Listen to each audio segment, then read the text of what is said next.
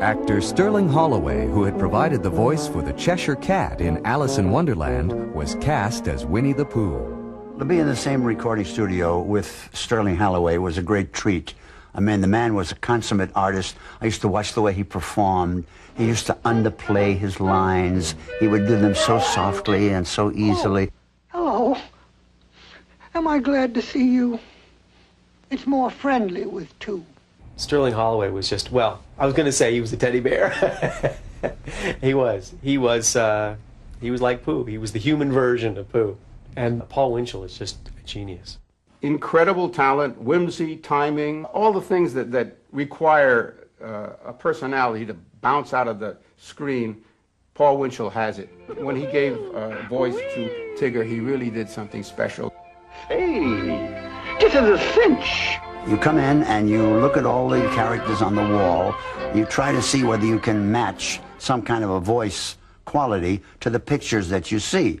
I was instructed that Tigger was a very exuberant kind of a character, and that at the same time, he was a very humorous kind of a character. So I tried to put together exuberant, which was a guy who was very excited, you know, all the time, and just with his laugh and everything. The thing that I enjoyed most about the character, I really can't put it into words, but I like Tigger. There's a certain quality that I feel that I became identified with in my own mind, so that instead of just reading the lines, I would always ad-lib. I would always throw in something, like I threw in one day that, well, TTFN, ta-ta for now. TTFN, ta-ta for now. Howard Morris, who was a regular on TV's Your Show of Shows and played Ernest T. Bass on The Andy Griffith Show, provided the voice for Gopher. The gopher was a character. We decided to give him a funny characteristic, and that he whistles through his teeth. It certainly is. I'm working the swing shift, you know. Ralph Wright was one of the story guys, and he had a real keen, deep voice. And we wanted Ralph to do the voice for the donkey, and so we recorded it. So he is the voice of Eeyore. Thanks. There's not much of a tail, but I'm sort of attached to it. John Walmsley, who starred as Jason on The Waltons, was one of 3 actors who provided the voice for Christopher Robin. I was 12, actually 11, when I did Christopher Robin. And the character was basically me. Christopher Robin is a little English boy, and I was a little English boy. So I was basically playing myself at the time. Hello, Christopher Robin. Oh, thank goodness you're safe. Sebastian Cabot, who was familiar to American TV audiences as Mr. French on A Family Affair, was cast as the narrator. Now, honey rhymes with bunny, and bunny rhymes with, Rabbit? Other voices included character actor John Fiedler as Piglet. Oh, for a bear of very little brain, you sure are a smart one. And multi-talented Hal Smith, who played Otis on The Andy Griffith Show, provided the voice for Owl. Someone has pasted Piglet on my window. well, who to?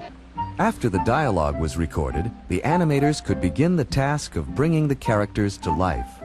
Once the pencil animation was approved, the drawings were traced onto clear celluloids and painted. These were photographed against the hand-painted backgrounds, 1 frame at a time, to create the final footage. Here is a reconstruction of Tigger's song, tracing the evolution from storyboard through pencil animation to the final color footage. The wonderful thing about Tigger is he with the wonderful things. The tops are made of the rubber, the bottoms are made of the strings. The bouncy, trouncy, flouncy, pouncy, fun, fun, fun, fun, fun. But the most wonderful thing about Tigger is I'm the only one. I'm the only one. The wonderful thing about Tigger is he with the wonderful things. The tops are made of the rubber, the bottoms are made of the strings. The bouncy, trouncy, flouncy, pouncy, fun, fun, fun, fun, fun. But the most wonderful thing about Tigger is I'm the only one. I'm the only one.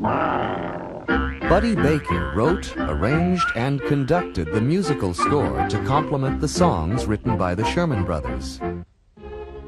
As with Sergei Prokofiev's Peter and the Wolf, Baker designed it so that different musical instruments represent each of the major characters.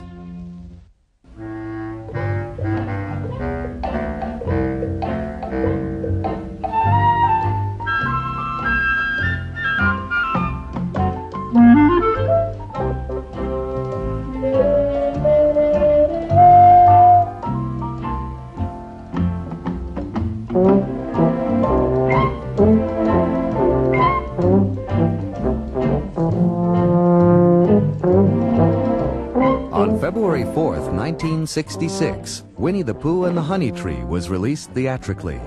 Shortly afterwards, Walt started production on the second featurette, Winnie the Pooh and the Blustery Day, but he did not live to see the fulfillment of his prophecy about the popularity of the Pooh characters. 3 years later, we put out the second Winnie the Pooh, which was Winnie the Pooh and the Blustery Day. And it won the Academy Award. Not only did it win the Academy Award, it was a very, very, very successful featurette, and Winnie the Pooh became like an established Disney character. I mean, he was as fully accepted around the world as any of the previous characters had been. That was, in a sense, a tribute to Walt Disney, too, because it came out after Walt's death, of course, and yet it was something he had personally been very much involved with. So, although he wasn't there to supervise it, Winnie the Pooh and the Blustery Day was Walt's last great achievement. And now people refer to it as another Walt Disney masterpiece. In keeping with Walt's original intention, the first 3 shorts were combined into a full-length feature in 1977. Everybody involved in this property knew the end of the feature was going to be Pooh and Christopher Robin saying goodbye. We never ever put it into any of the featurettes because it was too concluding, it was too ending. A few years later, they were going to do a longer version of Pooh, and then they were going to animate and complete the last sequence. It's very touching and very sentimental. It's a little boy saying goodbye to his childhood, his basic childhood.